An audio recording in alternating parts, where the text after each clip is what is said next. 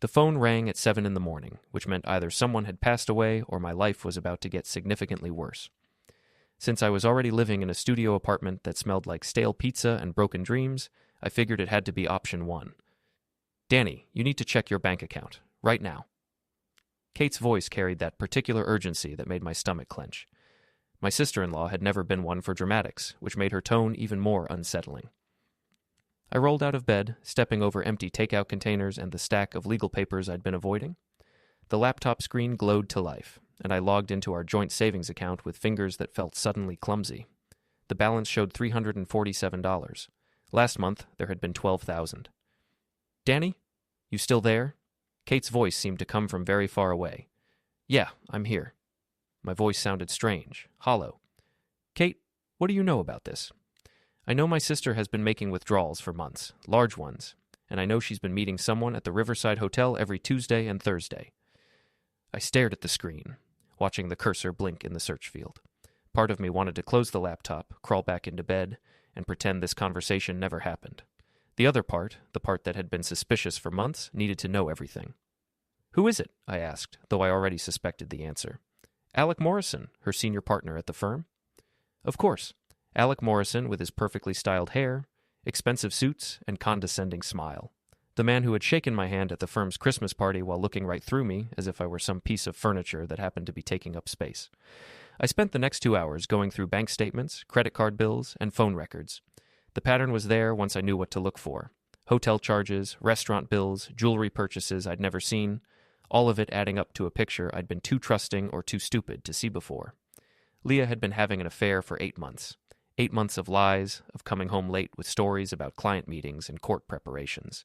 8 months of me making dinner and eating alone, of her turning away when I tried to touch her, of feeling like I was living with a stranger who wore my wife's face. The worst part wasn't even the cheating, it was the money. Our money. The savings we'd built together. The emergency fund we'd talked about using for a down payment on a real house. She'd been spending it on hotel rooms and expensive dinners with another man. I called in sick to work and spent the day building a case like the cybersecurity analyst I was trained to be. Social media posts, location data, credit card timestamps. By evening, I had a timeline that would make a prosecutor weep with joy. Before we deeper into this story, I have one small request. Please subscribe, drop a like, comment, and hit that hype button to boost this channel so more people can discover these incredible Reddit stories. Leah came home at 9:30, carrying her briefcase and wearing the black dress I'd bought her for her birthday. She looked beautiful, composed, completely untroubled by the fact that she'd been systematically destroying our marriage. You're up late, she said, setting her briefcase by the door. How was your day? I looked at her, this woman I'd been married to for 6 years, and felt something cold settle in my chest. Not anger, exactly, something more calculating. Interesting, I said. I learned some new things about our finances. Her expression didn't change, but something flickered behind her eyes. Oh, like what? Like how we're apparently much poorer than I thought. She moved to the kitchen, began opening and closing cabinets with unnecessary force. Danny, if this is about the grocery budget again, it's about $12,000, Leah. She froze with a coffee mug halfway to the counter. For just a moment, her mask slipped, and I saw something that might have been fear. I don't know what you're talking about. The Riverside Hotel? Every Tuesday and Thursday for 8 months. Ring any bells? Now she turned to face me, and her expression had shifted into something I'd never seen before. Cold, calculating, almost predatory. Have you been spying on me? I've been trying to figure out why my wife has been lying to me for months. She laughed, a sound with no humor in it. Your wife. That's rich, Danny. When's the last time you acted like a husband? When's the last time you made me feel like anything other than your roommate? So this is my fault? This is nobody's fault. People grow apart. People change. She set the mug down with careful precision. People find connections with others who understand them. People named Alec Morrison? Her face went completely blank. I think you should stay somewhere else tonight. This is my apartment, too. Not anymore. She pulled out her phone, fingers moving quickly across the screen. I'm texting my brother. He'll be here in 20 minutes. To do what, exactly? To make sure you leave quietly. I stared at her, this stranger wearing my wife's face, and felt the last piece of whatever love I'd been holding on to crumble into dust. Fine, I said. I'll go, but Leah? She looked up from her phone. This isn't over. Frank's bar smelled like decades of spilled beer and poor decisions, which made it the perfect place to plan my next move. Frank himself looked like he'd been carved out of the same weathered wood as his bar stools, all sharp angles and suspicious eyes. 20 years as a cop before he'd bought this place had taught him to read people, and right now he was reading me like a book he didn't much care for. "You look like hell," he said, sliding a beer across the scarred wooden surface. "Feel worse." I took a long drink and set the bottle down harder than necessary. "She threw me out, Frank. Threw me out of my own home like I was some kind of criminal." "What are you going to do about it?" That was Frank for you. No sympathy, no empty platitudes. Just the question that mattered. "I don't know yet. Part of me wants to just walk away, let her have whatever she thinks she wants." "And the other part?" I thought about Leah's expression when I'd confronted her. The cold calculation, the complete lack of remorse, the way she'd made it sound like I was the problem, like I'd driven her to this. "The other part wants to burn their whole world down." Frank nodded slowly. "Now you're talking sense. But if you're going to do this, you need to do it smart. No half measures, no warning shots. You go after someone like Alec Morrison, you better make sure you finish the job." Over the next week, I learned things about my wife that made me wonder if I'd ever really known her at all. Cait proved to be an invaluable source of information, motivated by her own anger at watching her sister destroy everything good in her life. "She's been different for years," Cait told me over coffee at a diner across town. "Ever since she started at that firm, like she decided she was too good for the rest of us." "What do you mean?" "Remember your wedding? How she made all those comments about your family, your friends, like she was embarrassed by where she came from?" I did remember. The subtle digs, the way she'd steered conversations away from my background, my job, my interests. I'd thought she was just nervous, wanting everything to be perfect. Now I wondered if she'd been ashamed. "There's something else," Cait said, lowering her voice. "Jules Morrison." "Who's that?" "Alec's wife. She works at the firm, too, in the paralegal department. Word is, she's been covering for Leah and Alec, helping them hide their meetings." This was interesting. A conspiracy, not just an affair. Multiple people working together to make me look like a fool. "How do you know all this?" Cait smiled grimly. "I still have friends who work there, and people talk, Danny, especially when someone's being as careless as your wife." I spent my days at the public library, using their computers to dig deeper into the lives of the people who had decided to make me their victim. Alec Morrison was 45, divorced once already, with a reputation for sleeping with junior associates. Jules Morrison was his second wife, 20 years younger, with a degree she'd never gotten to use because she'd married him right out of college. The more I learned, the clearer the picture became. This wasn't some grand romance. This was a pattern, a game that Alec played with younger women at his firm, and Leah had been stupid enough to think she was special, but Jules was the real revelation. According to Cait's sources, she'd been the one suggesting meeting places, covering schedules, even helping Leah shop for the clothes she wore to their encounters. She wasn't just enabling her husband's affair, she was orchestrating it. "Why would she do that?" I asked Frank one evening. "Control," he said without hesitation. "She controls the affair, she controls her husband, probably gets something out of it herself." "Like what?" "Maybe she's got her own thing going on the side. Maybe she just likes the power, or maybe she's playing a longer game." That night, I created my first fake social media profile, not to catfish anyone or gather information illegally, but to observe, to watch the people who thought they were so much smarter than me. Leah's posts were a masterclass in deception. Photos of herself at restaurants I'd never been to, tagged with female friends who were probably somewhere else entirely. Check-ins at yoga classes and book clubs that provided perfect cover for her real activities. But it was Jules Morrison's profile that really caught my attention. She posted constantly, almost obsessively, photos of her perfect home, her perfect meals, her perfect life. And in the background of several recent photos, I spotted something interesting, my wife's jewelry. Pieces I'd bought her for birthdays and anniversaries, sitting on Jules Morrison's dresser like trophies. That's when I realized this wasn't just about an affair. They weren't just betraying me, they were mocking me, laughing at the stupid husband who worked his regular job and paid his regular bills while they lived it up on his money. The anger that had been simmering in my chest for weeks finally crystallized into something harder, colder, something that felt a lot like purpose. I opened a new document on the library computer and began typing. Not a plan, exactly. More like a mission statement. They wanted to play games with my life? Fine. But they were about to learn that I'd been underestimating myself for years. And more importantly, they'd been underestimating me too. The document was short, just a few lines, but as I read it back to myself, I felt something I hadn't experienced in months. I felt dangerous. The parking garage beneath Morrison and Associates smelled like exhaust fumes and expensive cologne. I'd been sitting in my car for 20 minutes, watching the elevator doors, when Alec Morrison finally appeared. He walked with the casual arrogance of a man who'd never faced real consequences for his actions, checking his phone as he headed toward his silver BMW. I got out of my car and followed him. "Alec." He turned, and his expression shifted from mild curiosity to barely concealed annoyance when he saw me. "Danny, what are you doing here?" "I wanted to talk to you about my wife." He glanced around the empty garage, probably calculating whether anyone would witness whatever was about to happen. "I don't think that's appropriate." "Neither is sleeping with her, but that didn't stop you." His jaw tightened. "I think you're confused about something." "Am I?" "Because I have hotel receipts, credit card statements, and about 50 text messages that suggest otherwise." For the first time, he looked genuinely concerned. "You've been going through Leah's personal information?" "Our joint accounts, actually. Turns out when you're married, you share things. Money, for instance. The money you've been spending on hotel rooms." "Danny, I understand you're upset." "Do you? Because from where I'm standing, it looks like you understand exactly nothing." I stepped closer, close enough to smell his expensive aftershave. "Did you really think I wouldn't notice? Did you think I was that stupid?" "Nobody thinks you're stupid. But you do think I'm irrelevant. You think I'm some blue-collar nobody who doesn't deserve basic respect." He straightened his shoulders, trying to reclaim some authority. "I think you're having an emotional reaction to a difficult situation, and I think you should go home and calm down." That's when I hit him.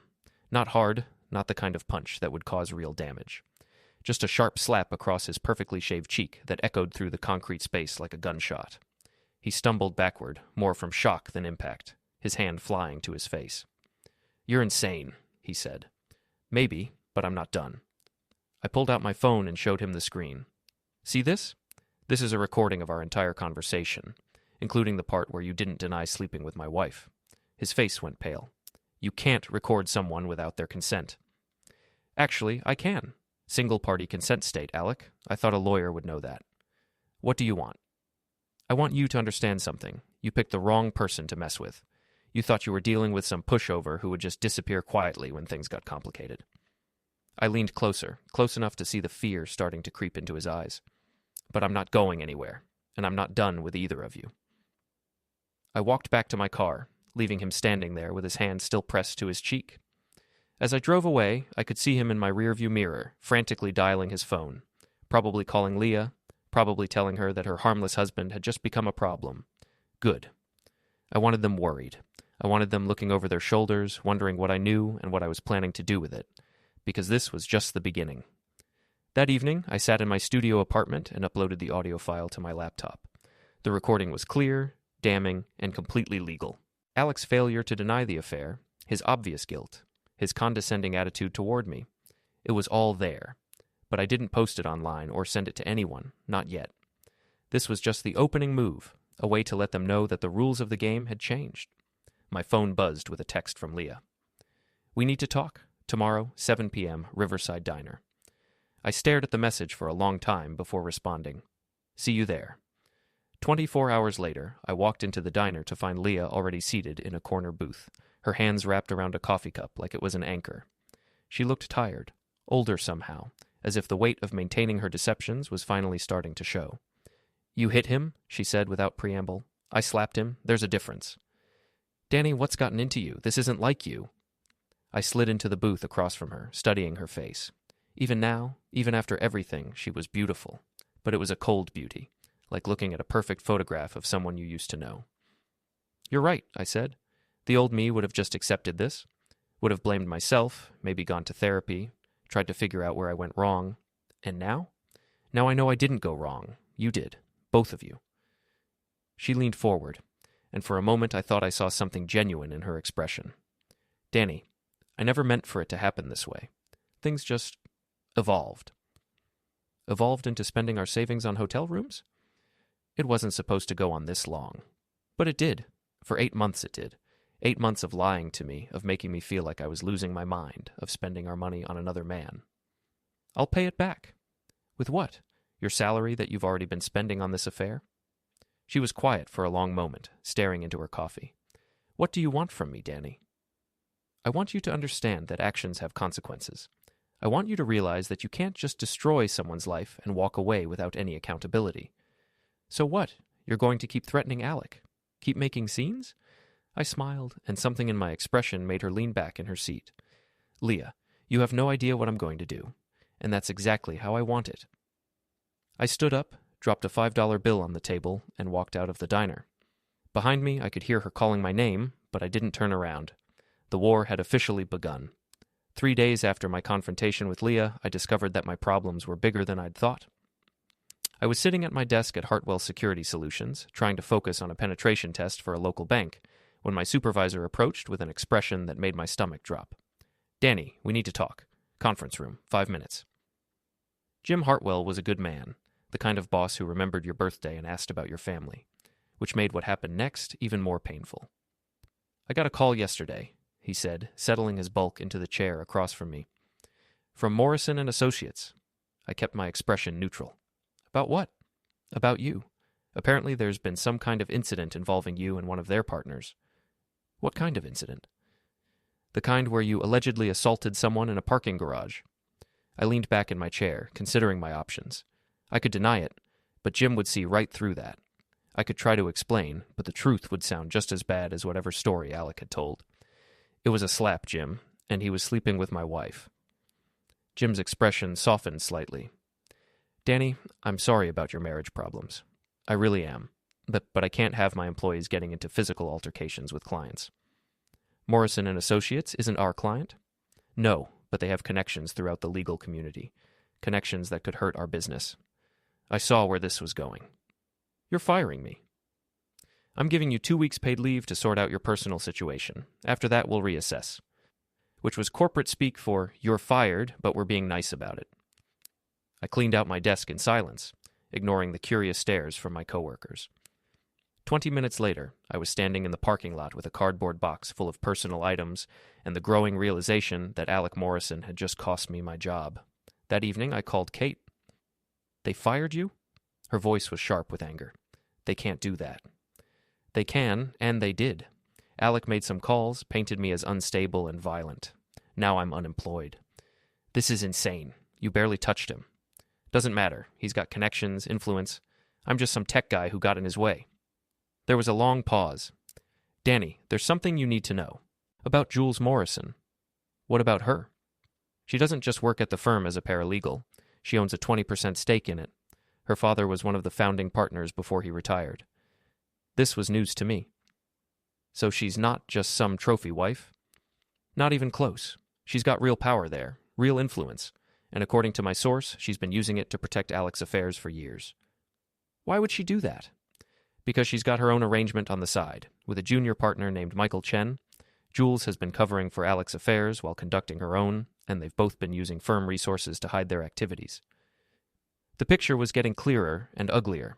This wasn't just about my wife and her lover. This was about a whole network of people who thought they were above consequences. There's more, Cait continued. The money Leah's been spending, some of it's been going to Jules. Designer clothes, jewelry, spa treatments.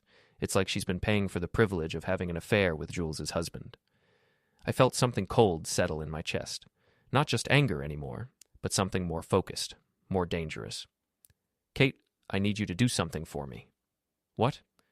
I need you to find out everything you can about Michael Chen, where he lives, where he goes, who he talks to, everything. Danny, what are you planning? I'm planning to give them exactly what they deserve. The next morning, I started my new career as a full-time investigator. With no job to go to, I had 8 hours a day to devote to learning everything I could about the people who had decided to destroy my life. Michael Chen turned out to be 32, unmarried, and ambitious in the worst possible way. He'd joined Morrison and Associates straight out of law school and had been working his way up the ladder ever since.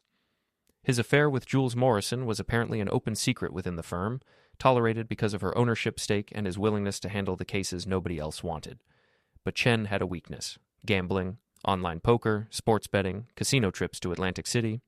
He was in debt to several unsavory characters, and he'd been using firm resources to try to dig himself out.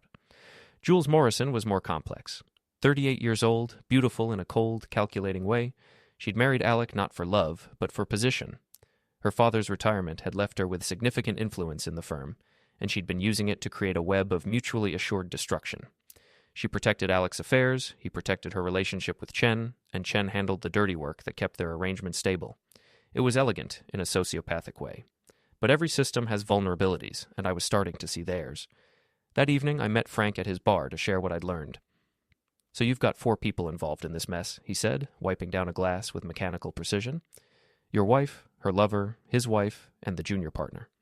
"Right, and they're all protecting each other. Which means if you can break one link in the chain, the whole thing falls apart." "Exactly. But I need to be smart about which link to target first." Frank set down the glass and looked at me with something that might have been respect. "You've changed, Danny. A month ago, you would have just walked away from all this. A month ago, I thought these people were better than me. Now I know they're just better at hiding what they really are. So what's your next move?" I smiled, feeling that cold purpose settle deeper into my bones. "I'm going to introduce them to the real me." The warehouse district looked exactly like what it was, a resting place for forgotten industries, filled with empty buildings and shattered dreams. I'd chosen the old Riverside storage facility for our final meeting because it was secluded, abandoned, and had excellent acoustics for recording conversations. It had taken me 3 weeks to arrange this gathering, 3 weeks of careful manipulation and strategic pressure. A few anonymous tips to the right people, some carefully leaked information, and suddenly everyone involved in destroying my life was very interested in meeting with me. I arrived first, naturally.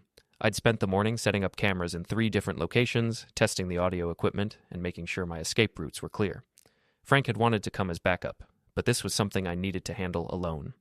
Leah arrived at exactly 7 p.m., looking nervous and overdressed in a black suit that probably cost more than my monthly rent. She picked her way carefully across the debris-strewn floor, her heels clicking against the concrete. "Danny, what is this place?" "It's where we're going to have an honest conversation for once." "This is ridiculous. Whatever you think you're accomplishing." "I'm accomplishing justice, Leah. Something you probably wouldn't recognize." Alec appeared in the doorway, flanked by Jules and Michael Chen. They moved like a unit, which made sense given how long they'd been working together to deceive everyone around them. "This is harassment," Alec said, his voice echoing in the empty space. "I'm calling the police." "Go ahead. I'm sure they'd be very interested in what I have to show them." I pulled out my laptop and set it on a rusted metal table. The screen lit up, displaying a folder labeled Evidence. "Over the past month, I've been conducting a thorough investigation into all of your activities. What I found was illuminating." Jules stepped forward, her expression cold and calculating. "What do you want, Danny?" "I want you to understand what you've done. All of you." I clicked on the first file. "Let's start with the money."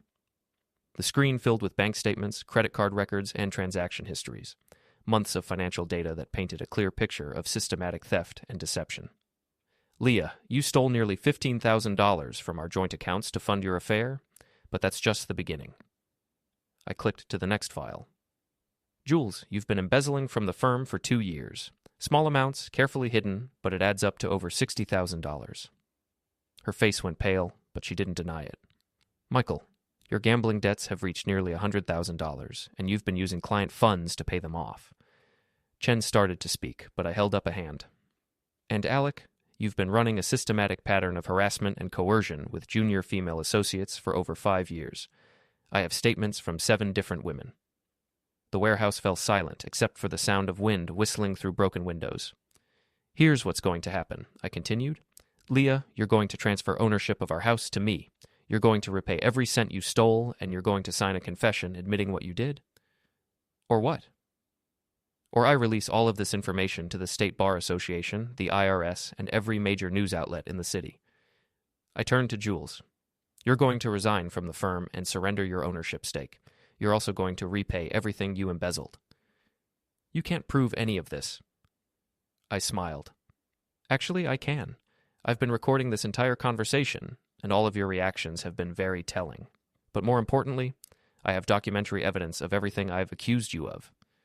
Michael Chen finally found his voice. "This is extortion.